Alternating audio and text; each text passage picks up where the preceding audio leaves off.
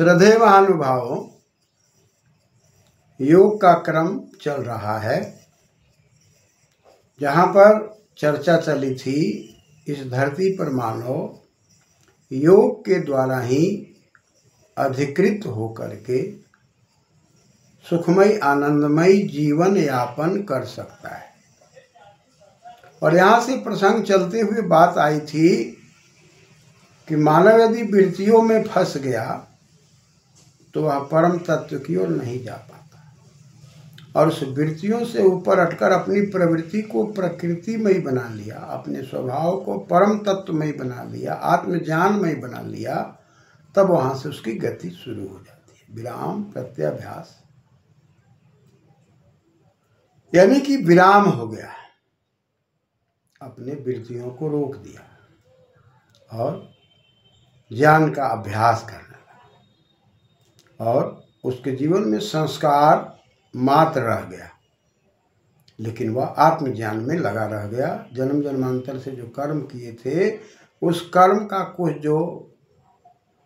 अवशेष रह गया संस्कार के रूप में, तो उसको तो फिर हमें अपने जीवन में भोगना है, उसको कोई रोक नहीं सकता। जैसा कि चर्चा चली थी कि एक कुम्हार घड़ा बनाने के लिए चक्का चला देता है तो चक्का वेग में चला जाता है, और वेग में जाने के कारण वह स्वयं संचालित रहता है और अवस्था पाकर स्वतः रुक जाता है। ठीक उसी प्रकार से जब हम आत्मज्ञान की ओर चले जाते हैं, लेकिन जो हमारे कर्म फल अवशेष संस्कार के रूप में रह जाते हैं, वह तो चलते ही रहते हैं, और जैसे जैसे हम आत्मज्ञान की ओर बढ़ते चले जाते हैं, धीरे धीरे वो संस्कार जो चिन्ह के रूप में दिखाई पड़ता है वो छिन्न हो जाते हैं, जिसको हम कहते हैं छिन्ना छेतव्याः। जो छेदन करना था उसको हमने छेदन कर दिया, जो क्लेश हटाना था उसको हटा दिया। प्राप्तम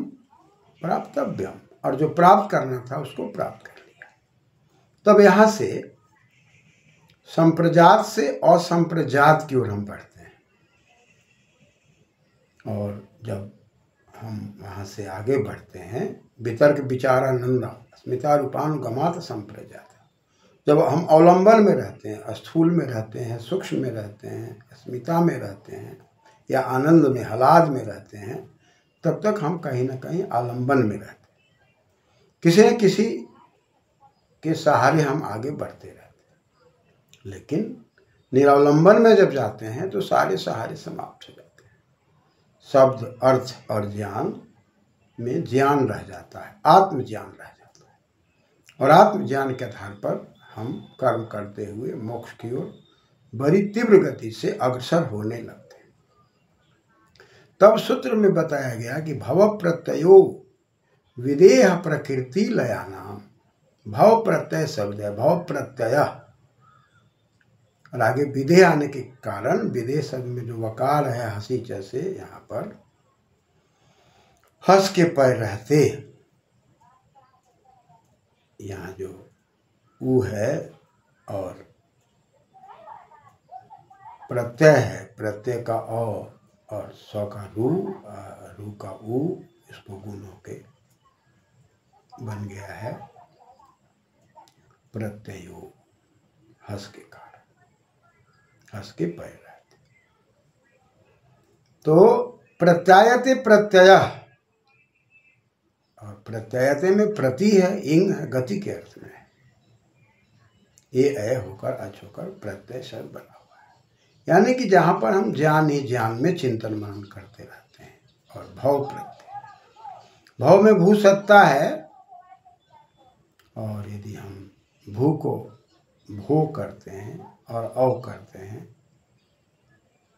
और अच प्रत्यय करके भव बनाते हैं, तो भव सत्ता का प्रतीक है। और भवे प्रत्ययः भव प्रत्यय,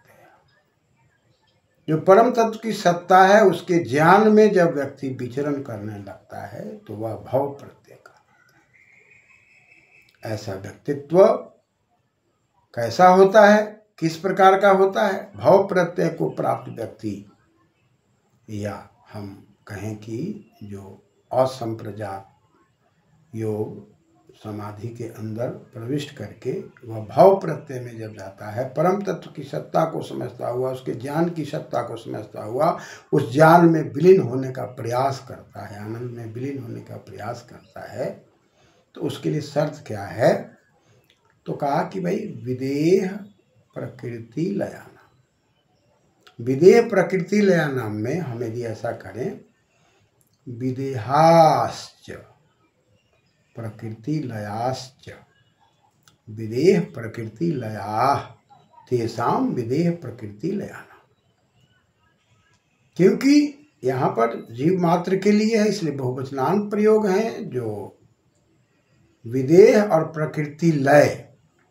इस प्रकार के गुणों को प्राप्त करने लगते हैं। विदेह पर यदि विचार करेंगे तो वी उपसर्ग है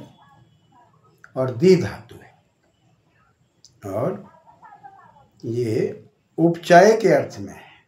उप माने समीप में जाकर जब परमात्मा के गुणों को चुनने लगते हैं और शरीर के अंदर जो अवगुण है उसको हटाने लगते हैं, ऐसी परिस्थिति में हम कहेंगे विदेहा, तो विदेहा में हम कहेंगे विगतः देह संबंध, देह का संबंध जो देह का आकर्षण है, ज्ञानेंद्रिय कर्मेंद्रिय का आकर्षण है, वो धीरे धीरे संयमित और नियमित और व्यवस्थित दिखाई पड़ते हैं। ये गुण विदेह के गुण हैं, यानी कि हम कहेंगे देगधी देह, जो शरीर के अंदर अवगुण की परंपरा है, आकर्षण की परंपरा है, जो हमारे शरीर को आगे बढ़ने नहीं देते, विकसित नहीं होने देते, दिल दिमाग से चिंतन नहीं करने देते, ज्ञानेंद्रिय कर्मेंद्रिय अपने आप को हमको फंसा करके रखना चाहते हैं, हम उसको नियमित व्यवस्थित नहीं कर पाते। तो उसको नियमित व्यवस्थित करने वाला व्यक्तित्व कहा कि विगतः देह संबंध, हम जहाँ संबंधित हैं, संबंधनाति संबंध, जहाँ देह से बंधे हुए हैं, उसके अंदर जो विकार वाले भाव हैं वो जब हटने लगते हैं तब व्यक्ति में विदेह की भावना आती है। देह में रहते हुए भी देह पर नियंत्रण, इंद्रियों पर नियंत्रण, और नियंत्रण होकर के ज्ञान में विचरण।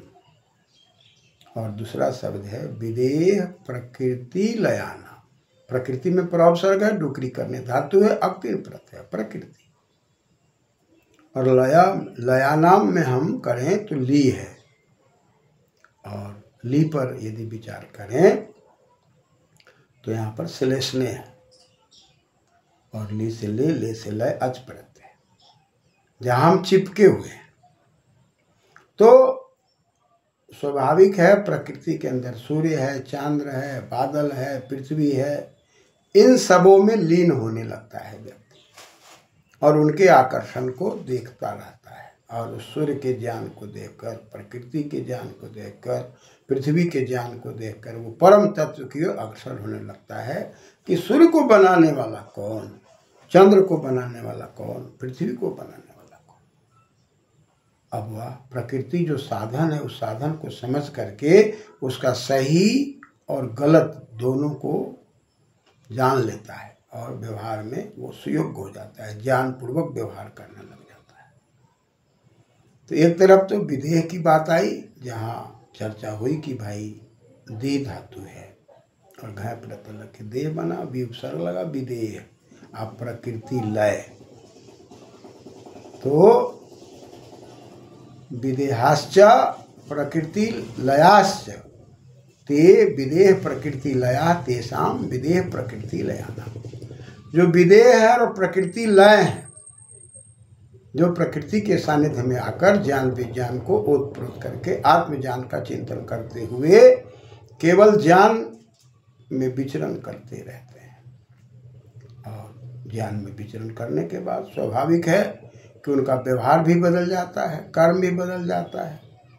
और ऐसे लोग शरीर में तो रहते हैं लेकिन शरीर के अंदर जो चेष्टाएं और कुचेष्टाएं हैं,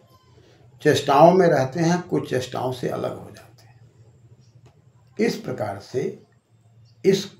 समाधि की बात में भाव प्रत्यय समाधि की बात आती है। यानी कि हम संप्रजात योग से असंप्रजात योग में जाते हैं। असंप्रजात योग में जब विदेह और प्रकृति लय की बात करते हैं, देह में रहते हुए भी हम देह के संबंध को धीरे धीरे उसके आकर्षण को समझ करके उस पर नियंत्रण में आ जाते हैं और प्रकृति को समझ करके, प्रकृति के ज्ञान को समझ करके पुनः हम इस प्रकृति से ऊपर की सत्ता है उसको समझने लगते हैं। ऐसी परिस्थिति में भाव प्रत्यय व्यक्तित्व इस संसार सागर में परम तत्व के आनंद में, ज्ञान में विचरण करता हुआ और वह ज्ञानेंद्रिय कर्मेंद्रियों के कुचेष्टाओं से बचता हुआ सुनियमित व्यवस्थित होकर स्वयं भी व्यवस्थित होते हैं। और ऐसा व्यक्तित्व ज्ञान विज्ञान के क्षेत्र में ओतप्रोत होकर के स्वयं ज्ञान के क्षेत्र में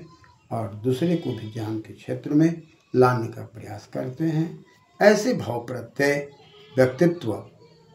हर प्रकार से इस संसार की व्यवस्था और परम तत्व की व्यवस्था को समझने में सुयोग्य माने जाते हैं। धन्यवाद।